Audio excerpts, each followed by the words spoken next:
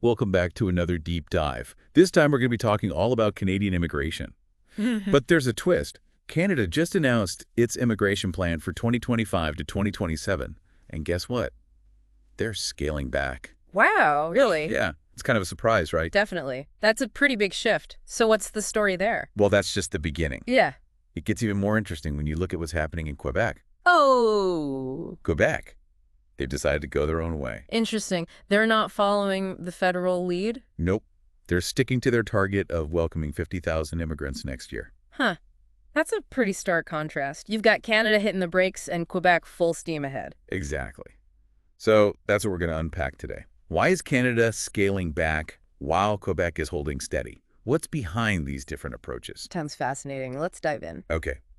So first things first. Why is Canada pumping the brakes on immigration? Well, if you look at what's been happening across the country, there's been a growing chorus of concerns about things like housing affordability, Right. the strain on infrastructure, and even some shifting public perceptions about immigration. Yeah, I've definitely heard those concerns being raised more and more. It's definitely become a bigger part of the conversation, and the federal government is having to respond to that. So they're trying to find that balance. That makes sense. They don't want to make a move that's going to alienate a large chunk of the population. Right. It's a delicate balancing act for sure. But it sounds like Quebec is prioritizing a different set of values. Absolutely. Their plan is laser focused on something else, the preservation of the French language and culture. That's right. I was reading about that.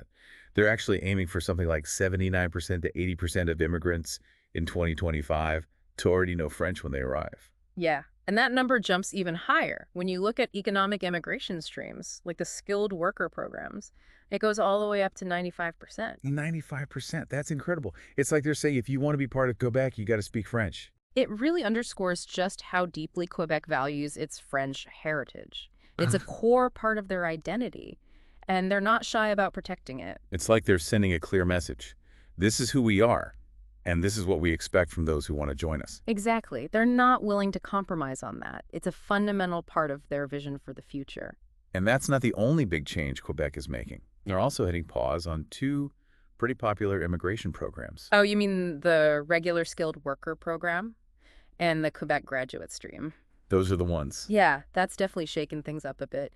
Those programs have been pretty reliable pathways to permanent residency, especially for international students and skilled workers. Exactly. So putting them on hold is creating a lot of uncertainty and anxiety for people who are hoping to immigrate to Quebec. For sure. It's a big deal for a lot of folks.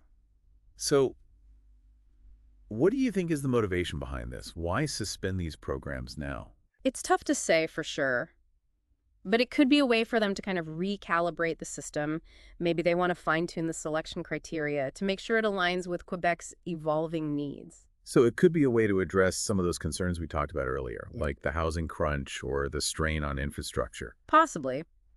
It might be a way to make sure that the immigration system is sustainable in the long run and that it's meeting Quebec's specific needs. It's like taking a step back to make sure they're heading in the right direction before moving forward again. Exactly. It's a strategic pause. And it's also a signal that Quebec is willing to adjust its approach to immigration, even if it means making some tough decisions. It definitely shows they're not afraid to make changes and that they're taking a proactive approach to managing immigration. So this is just the beginning of the story. We've got the federal government scaling back Quebec, going its own way, and a whole lot of uncertainty about what the future holds for Canadian immigration. It's definitely a dynamic situation, and we'll have to see how it all plays out. Now, there's another interesting twist to this story. Quebec's introduced something called the country cap. Have you heard about this? The country cap. Oh, yeah. That's causing quite a stir. I can imagine. Hmm. So what's the deal with this cap? Well, it basically limits the number of invitations issued to foreign nationals from any single country under the regular skilled worker program to just 25%. 25%. So no more than 1 in 4 skilled worker invitations can go to people from the same country. That's right. I see why that's controversial. It seems like it could create some unintended consequences. It definitely could. The stated goal is to promote diversity within the pool of applicants, which on the surface sounds like a good thing, right? Yeah, I mean, diversity is generally seen as a positive. But it's a tricky thing to manage because on one hand, Quebec wants to make sure it's not overly reliant on immigration from any one place. They Yeah. want to spread things out a bit. That makes sense. But on the other hand, Imagine you're a highly skilled engineer from, say, India, where there's already tons of competition for those Quebec immigration spots. This cap could make it even tougher to get your foot in the door. So while they're trying to diversify the immigrant population, it could also disadvantage skilled individuals from certain countries. Exactly. It's a classic case of good intentions leading to unintended consequences. And we'll have to wait and see how this actually plays out in practice. It's a delicate balancing act, for sure. They're trying to achieve multiple goals at once. And sometimes those goals can be in conflict with each other. It's definitely a complex situation. So we've got a lot to unpack here. The differences between the federal and Quebec immigration plans, the emphasis on French language and culture, the suspension of those key programs, the country cap conundrum, and a whole lot of questions about what the future holds for Canadian immigration. It's definitely a lot to digest, but it's an important conversation to have. It is, and it's a conversation that's just getting started. Yep. So it seems like Quebec is really trying to fine-tune their immigration system to a lot of the concerns that we're seeing pop up at the national level. But there's one big piece of the puzzle that we haven't touched on yet. Temporary foreign workers. Oh, right. Canada's federal plan includes some pretty significant new limits on these workers. But Quebec's plan is strangely silent on the issue. Yeah, that's a good point. You're right. The feds are taking a much more proactive approach to try and regulate that influx of temporary workers. But Quebec seems to be taking more of a wait-and-see approach. So they're not ignoring it completely, but they're not ready to commit to anything just yet. Exactly. They've hinted that they'll be doing a big immigration planning exercise in 2025, and temporary immigration will definitely be on the table then. Okay, so they're kicking the can down the road a bit. Got it. But why do you think that is? I mean, Quebec's economy is facing a lot of the same labor shortages as the rest of Canada. Oh, absolutely. They're in the same boat, and temporary foreign workers have been playing a big role in filling those gaps, especially in certain sectors. But there's a growing awareness of the potential downsides. Yeah. Yeah. There are definitely concerns about things like the potential for exploitation of these workers, especially since they're often in a more vulnerable position because of their temporary status. That makes sense. And then there's the impact on the local labor market. Some people argue that relying too heavily on temporary workers could actually end up depressing wages or limiting opportunities for Canadian citizens and permanent residents. So it's a bit of a tightrope walk. They need those workers, but they also need to make sure they're not creating unintended consequences. It's a classic dilemma, and there's no easy answer. How do you think this whole debate is going to unfold in Quebec? Well, it's going to be fascinating to watch. It's a tough balancing act. Because on one hand, they need to find ways to address those labor shortages and keep the economy humming. But on the other hand, they need to ensure that temporary workers are treated fairly and that the interests of their own citizens are protected too. So they've got to weigh the economic benefits against the social and ethical considerations. Exactly. And it's not just about economics, it's about values too. What kind of society does Quebec want to be? Okay, so let's take a step back for a second.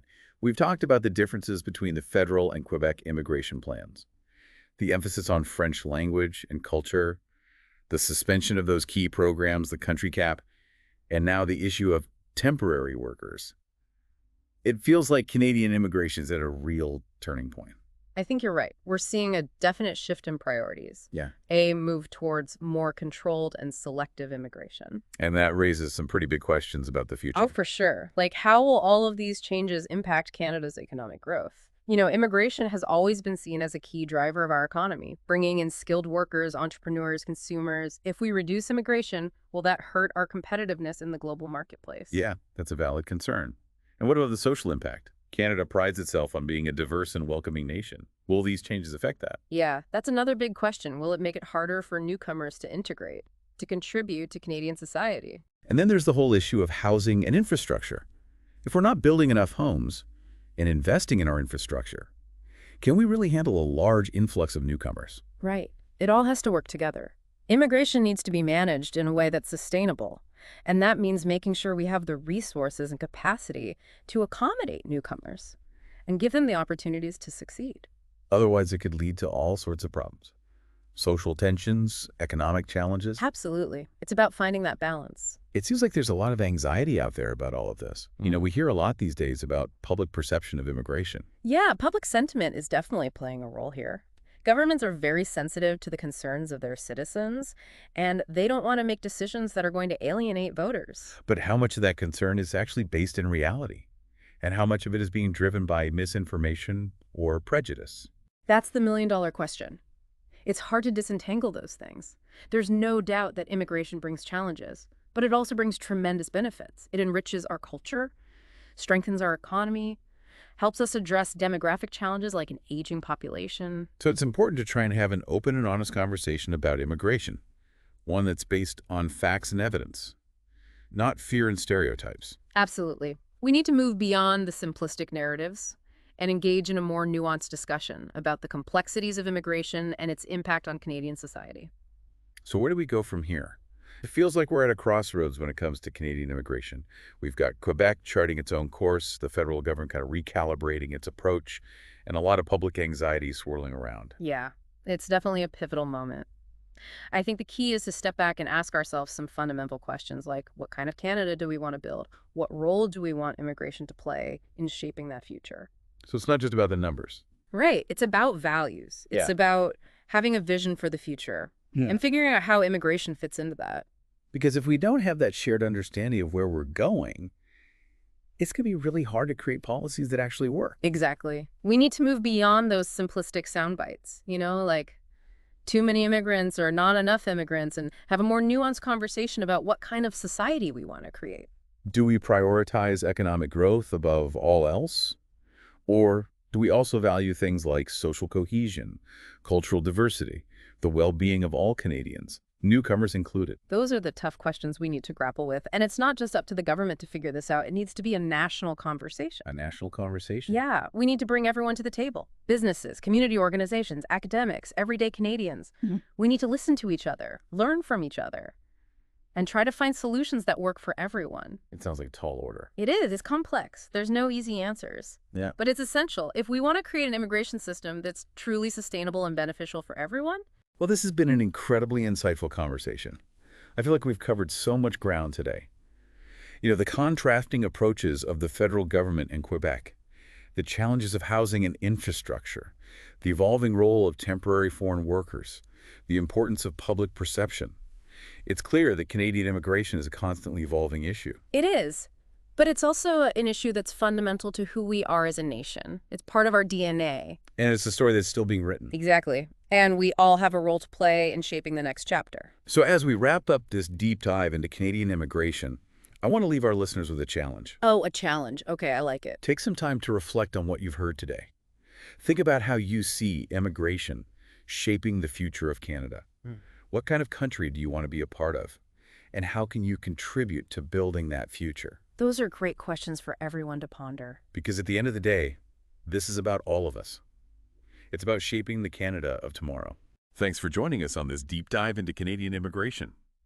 Until next time, keep exploring, keep learning, and keep the conversation going.